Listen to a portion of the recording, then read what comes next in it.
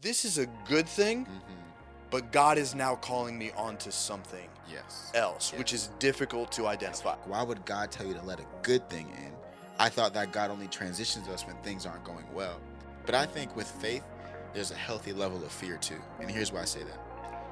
I got to the spot where I started to fear, oh no, if I don't do what God is calling me to do, what could I be missing out on? Welcome to the Brim Podcast. It's a special day for me. I'm hanging out here with my man, Claude. Let's go. Claude, tell us a little bit about yourself. My name is Claude Thomas. I have been a part of Elevation Church for 6 years now. I'm from New Jersey. Been on staff here, 6 years. Served 2 years at Elevation Morrisville as the eKids director. Then 2020 hit and the whole world shook up. Everything was gone. And then stepped into the Morrisville campus pastor role for like 3 months. And then we went over to Durham, and I've been the Durham campus pastor for 4 years. Dude. Married to Keisha, 2 kids, all that good stuff. And it's going good? Going good. Loving it? Loving it, but I'm loving the podcast, bro. Let's We didn't go. even start yet. And the campus is growing. Doing good, man. You got some exciting stuff happening. Campus is growing, man. It's we have really good momentum right now, and it's, for me, it's trying to figure out, how do we steward this, you know? How do we not try to force too many things and events while also making sure that there's healthy momentum and trying to balance that? Got a team of, with me, 6 people, so 5 staff members now. So that's filling out, being able to steward and lead more people. So everything that we're doing right now is, how can we impact the city of Durham more by making sure that we're developing and raising people up to send out. You recently have put a significant push on reaching college, young adults. Yes. Yep. What led to you putting that focus on that, and how's it going? I just saw you had a worship night. Was that bro. last night? It was last night. Yeah. Dude, Yeah. it looked great. It was amazing. So we're in the research triangle. So you have the schools, NC State, North Carolina State University, University of North Carolina at Chapel Hill, and then you have Duke University. And then we also have some HBCUs, North Carolina Central, Shaw, all within like a 30-minute radius. Over 100,000 students, probably within 15 to 20 minutes in each direction of our campus. Wow. Why in the world would we not try to reach that demographic? Absolutely. You know? And so, yes, we're always going to serve our men, our women, our children. But if God has placed us in a community with hundreds of thousands of students, that is where our focus needs to be. And these students need Jesus. They're in a time in their life, a season in their life, where they're trying to figure out, who am I and what am I supposed to do with my life? That is where the church should say, this is who God says you are, and this is how you should walk and live your life. So we've just said, we're going to go all in on college students this year. And we recently at the church had this connect event, and we just focused on, we're going to get as many college students connected as we can.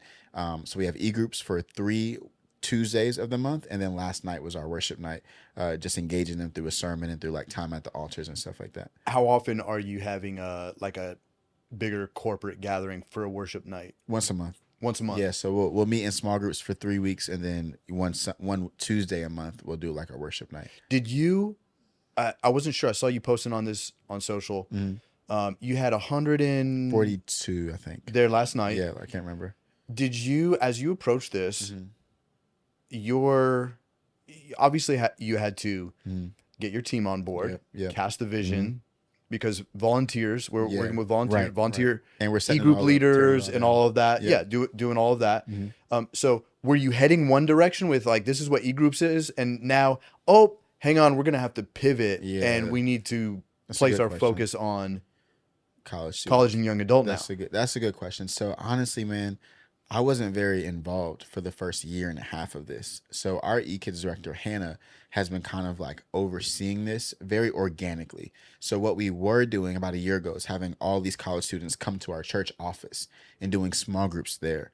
But it started to grow, and we started to see more people from colleges and universities, coming to our campus on Sundays. So it's like, wait a minute, if they're coming to church here, how can we create a space?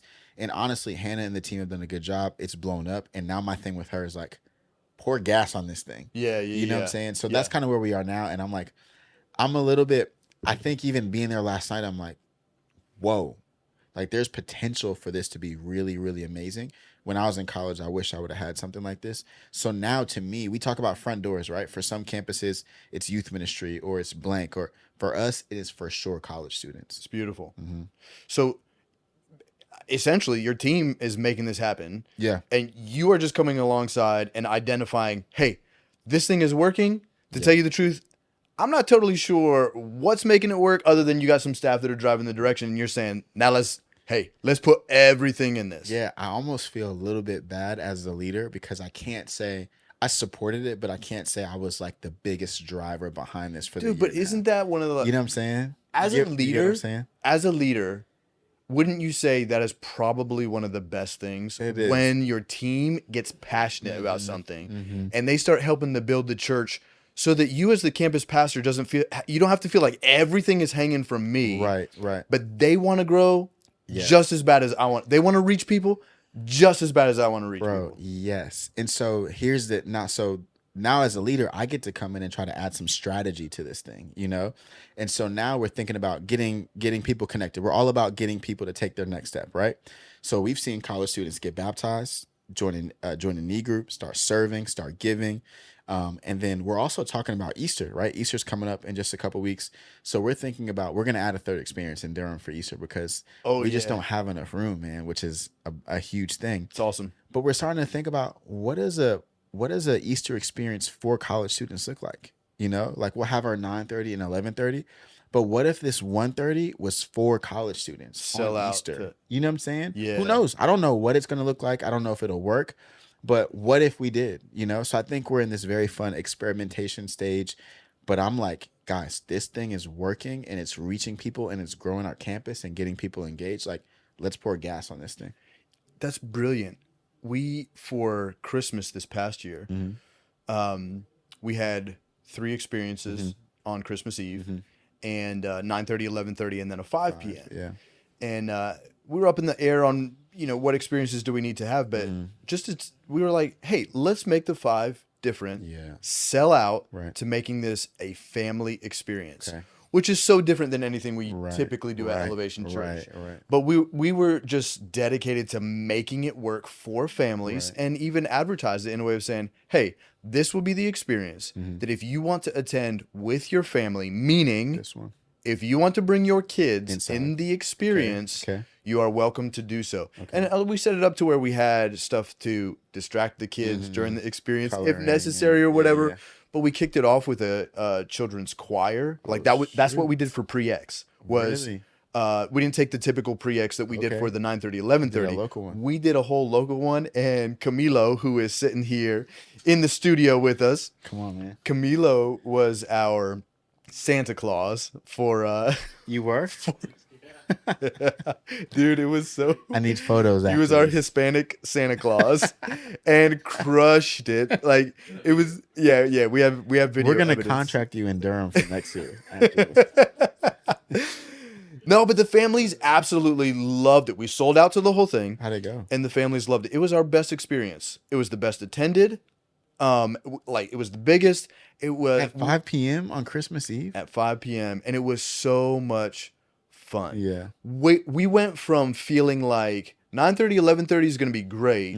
The 5 p.m. Yeah, because with those, you know what I'm saying? Yeah. With those off peak times, 9:30, 11:30, that's what we do. That's what we're known for. Even me, I'm like a 1:30 on Easter. Ooh, because we did it last year and it was not our most attended experience ever. Yeah. And it felt like the overflow experience. It almost was like, we know 9:30 and 11:30 will be full, but we need some of y'all to move to 1:30. It was kind of like how we did it. There wasn't much strategy behind it. But this year, like you're saying, how can we sell out to making this the most unique experience possible? You know? So I think we're gonna do that this year and see where it lands us. Yeah, we pushed to make it very specific to families. That's good. Yeah. And it was very successful. It was our best one. It was super fun. Got it. How to grow an experience, get Camilo to be Santa Claus. Yeah. Oh man, it was hilarious. Hey, I did the last 5 weeks in the podcast on transitions.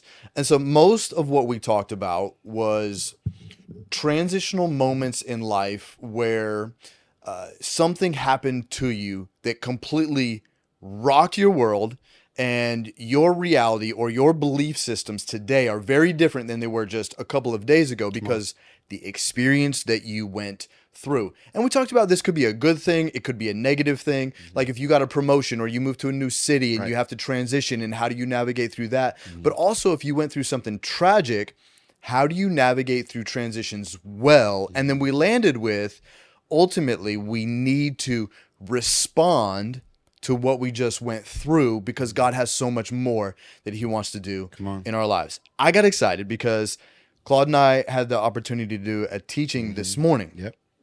Yesterday, we're brainstorming about it a little bit, and I just said to him at the end of the conversations, hey, if we were going to do a podcast tomorrow, what would you talk about? He says, are you ready for this? And I was, I'd been thinking about this a little bit. I was like, hit me with it. Let's go. Waiting for you to ask me this. Oh my gosh, here we go. He's like, I would talk about how to transition well. I was like, dude, are you kidding me?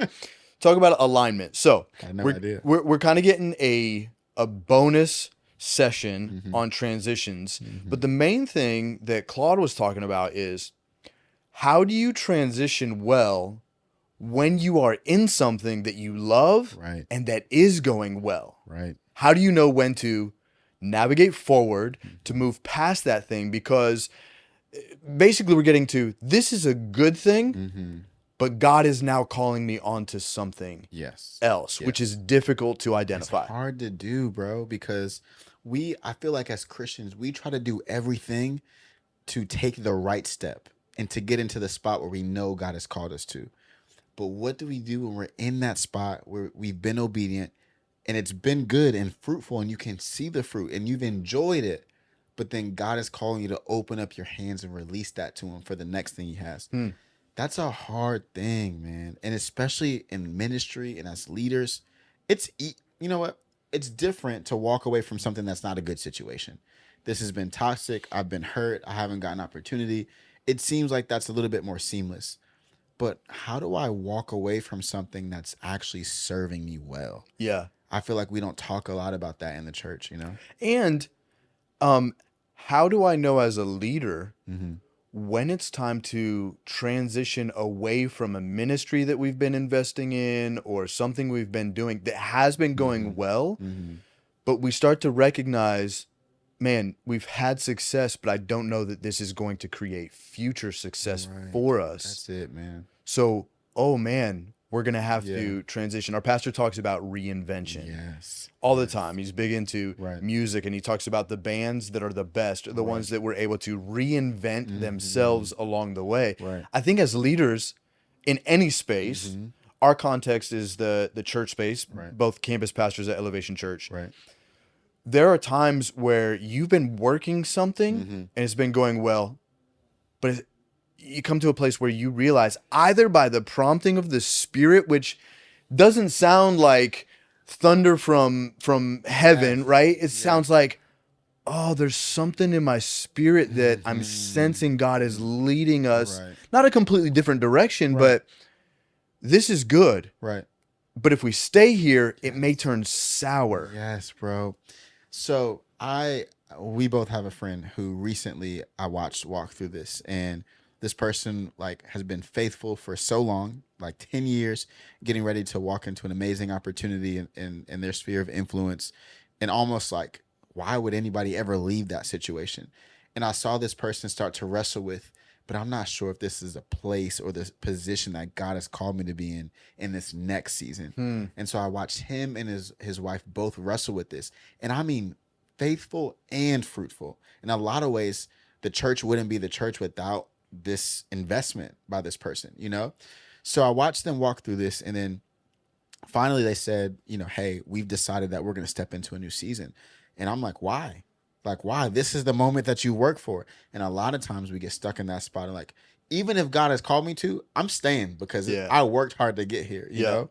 But he said something that was so profound to me. He said, I've wrestled, I've prayed, I've fasted, I sought the Lord, I sought wisdom. And he said this, God had to tell me it's time to let this good thing end. And that was so profound, because it's why would God tell you to let a good thing end? I thought that God only transitions us when things aren't going well. And what I realized, even after watching him go through this, if he didn't make the decision to be obedient and to let that good thing in it and step into the next thing that God called him to, he would miss out on what God has next. And now a good thing no longer is a good thing because you're not being obedient. But also the part that I didn't even see coming, there's somebody coming behind you, that if you're not obedient enough to move out of the way, they can't get to the position that God has called them to be. Wow. You know? That's crazy. Okay, rewind for me a little bit though, because we both have watched this happen. Right. You a little bit closer to the situation than I was. Yeah. And all seems to have gone well. Right. Great. Yeah. Do you remember in the middle of it, either watching this individual struggle and what did that, I mean, you mentioned he prayed, he fasted, he went through all this. So there was obviously some level of getting to the place where he was willing to release rather than grip hold of something that he worked hard for. Yeah. It was time to release. Do you remember what that struggle looked like for him? Because there's a lot of people here that are either in a job or in a relationship or something like that, and they deep down in are wrestling with, oh man, this is good, but I feel a stirring that there's something different. What did that wrestle look like? I think when I watched the wrestle, I think it was unique because he didn't know what was on the other side of it, you know? So he knew that it's time, at some point he got to, I need to let this good thing end. And usually the other follow-up part of that, so I can do blank, you know? Like sometimes it's, oh, I'm going to be transitioning because God has called me to build this or to start this. The interesting part about that was God has called me to end this season, but I don't know what's next. That's an added layer of trust, of difficulty. This sounds so cliche, but I just watched him literally trust God off of what God has done in the past.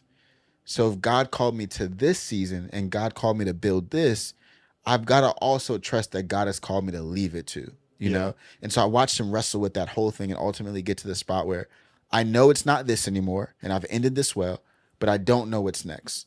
But even in me not knowing next, it's time for me to let this in, you know? Do you know what it sounds like to have that kind of clarity that it's time to take the next step? Because I love what I do.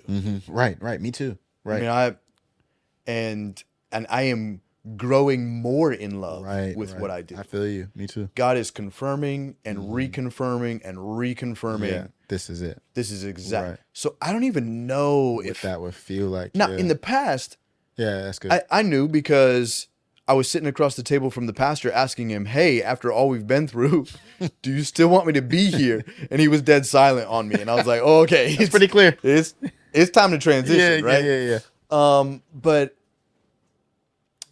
I think even in my current circumstance, if let's say I started to wrestle with like interpersonal conflict like that, it wouldn't shake my it wouldn't shake my posture towards the organization. Right. Man, I love what my family gets to be a part of, that my wife and I get to lead on this campus. So what does that sound like? Man. I know. And like, to me, I think that's why it's so painful sometimes, you know, because it feels almost like a wrestling match, and it feels almost like a breaking and like a exhaustion of like, how do I figure out that I'm supposed to transition? You know, when I think about my transition from New Jersey here, it was a similar situation. Like, it was pretty good. I was teaching 4th grade before I came here. I was serving as like the volunteer youth director at the church that I grew up in. There was nothing that pushed me out of the door, or there was nothing that happened to where I had to move on. But I felt a stirring. You were married at the time? No, not even married. Okay. Which probably more freedom, because I'm like, I'm out of here. Yeah. I gotta go find the good fruit somewhere. There we go. But even in that, you know, I felt like it was, here's almost what it felt like. it almost felt like I wasn't going to be the next iteration of myself if I didn't take this step. And sometimes I think that in roles, and if we're talking about ministry, we get so familiar and comfortable with the current us that we can't even fathom that there might be another version of us that God wants us to walk into. And Pastor Stephen's talking about it in his book, like the Do the New You. Like there's a version of us that God has known all along, and it's on us to walk in that and figure that out, you know. But I think sometimes transition can be hard, and taking steps of faith can be hard because we can't fathom what else could there be to me as far as a role, as far as a pastor. Like this is, like you just said, and I agree, this is freaking amazing. Yeah. Why would I want to do anything else?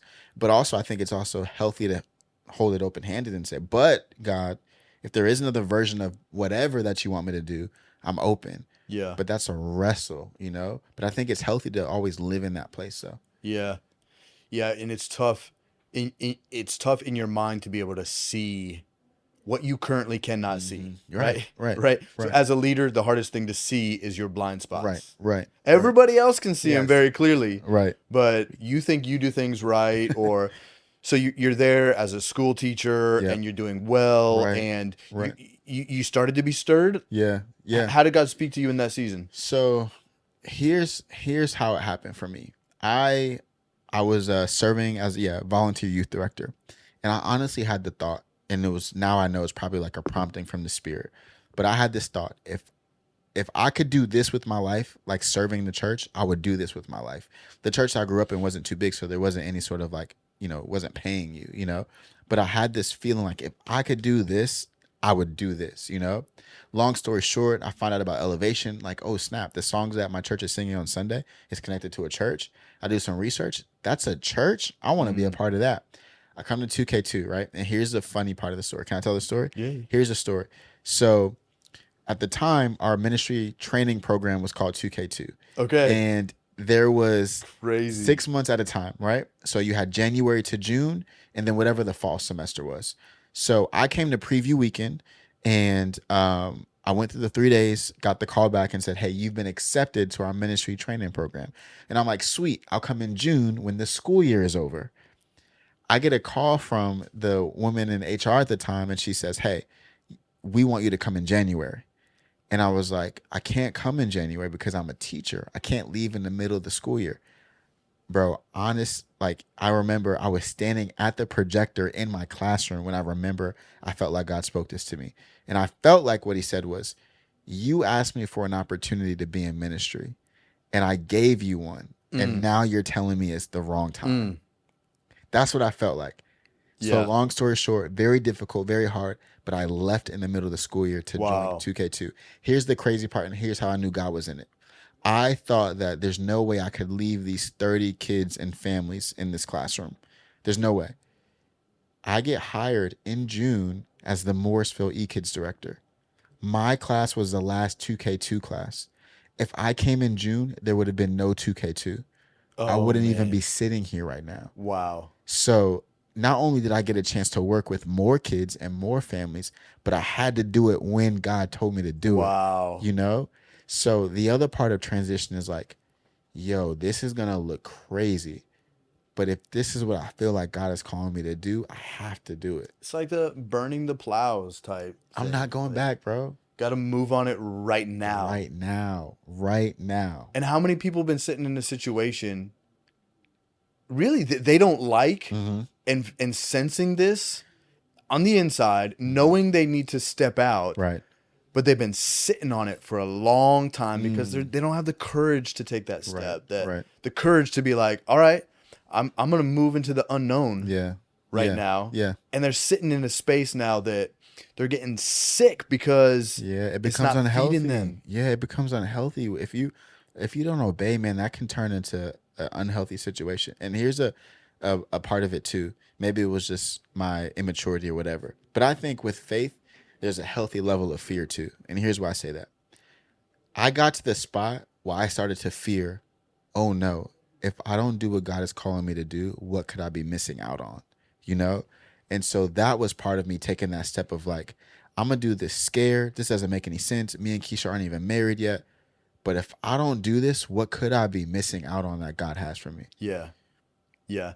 We talked about faith being the space that is the safest because it's exactly where God wants you to be, but also the scariest because he asks you to step out and do some things that, well, for example, when my wife and I moved to Charlotte to be a part of Elevation Church, the apprenticeship program we had at the time was called Prodigy. Okay, we killed it because it was very pretentious to call ourselves prodigies. We're the next prodigies.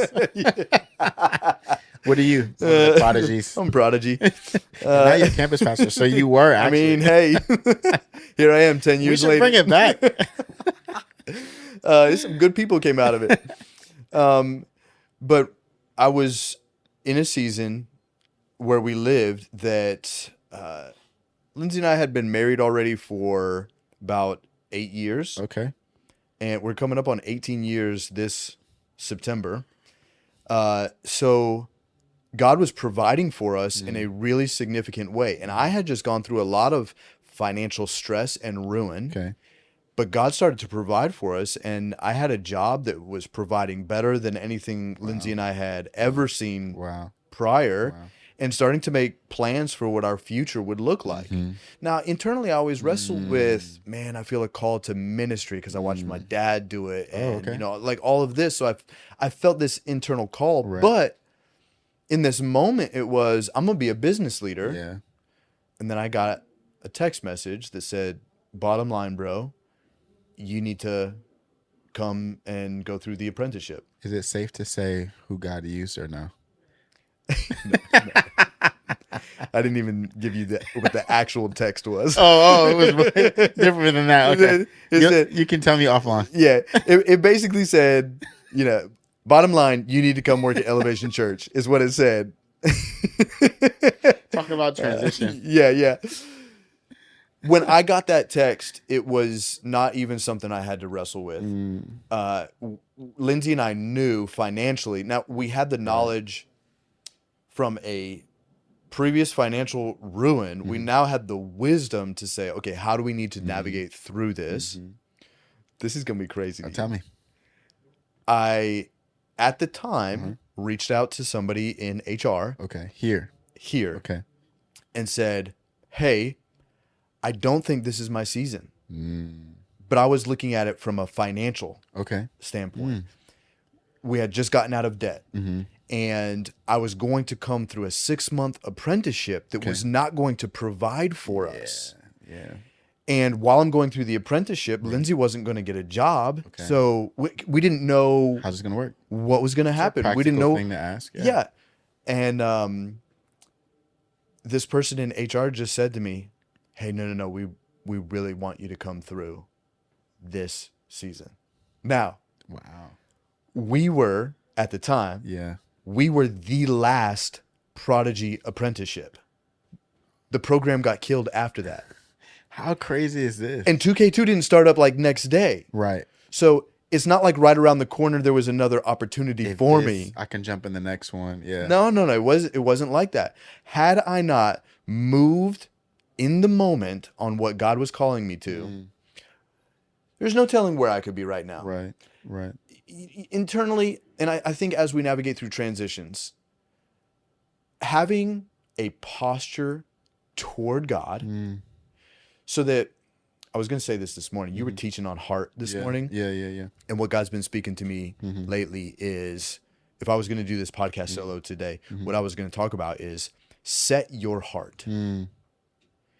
Meaning, my heart is inclined towards God. Right. That's where I am set. So external circumstances may come my way and affect my living or affect my belief systems or rock my world, or I might go through some, who knows what it could be, but my heart is set that nothing is going to shift me away from God, no matter what I walk through. Now, I do understand, and I journal this regularly. God, give me the strength that if Lindsay and I go through something difficult, we would cling to you rather than run, rather than waste the next 2 decades of our life trying to put the pieces together, but that we would cling to you above all else. I know that there are moments where we could be rattled, but I'm telling myself right now, my heart is set towards Christ. So moving. If I missed that moment, that's good. It doesn't mean that forever there's never going to be another opportunity for me. Right. And I bring that up to say, you might be listening to this thinking to yourself, man, I missed my moment however many years 10 ago. 10 years ago. Yeah. 10 years ago. Right. 20 years ago. Right. I am too old now. There's no way I could go back to that. And you feel like you missed your moment. I believe if you will set your heart towards God, He is always waiting and willing to help you pick up the mantle and get moving forward, just in the same way from when He originally called you. Right. And we know that the gifts that God has given us and the things that He's placed on us are irrevocable. You know, so there's always an opportunity to use what God has given us. It might look different than it did 10 years ago. Yeah. But if God has put something inside of me or given me a gift, I can always exercise that. Yeah. No matter what, no matter where I'm at. Right. Dude. This is great. I'm so grateful you came on the podcast. Yeah, this is awesome, man. It's just worked out today. Perfect. It was awesome. Good teaching this morning. Yeah, that was fun. Bro, we did double. We did a teaching and we did a podcast. What else can we do? Let's figure out what else we can do tonight. I don't know.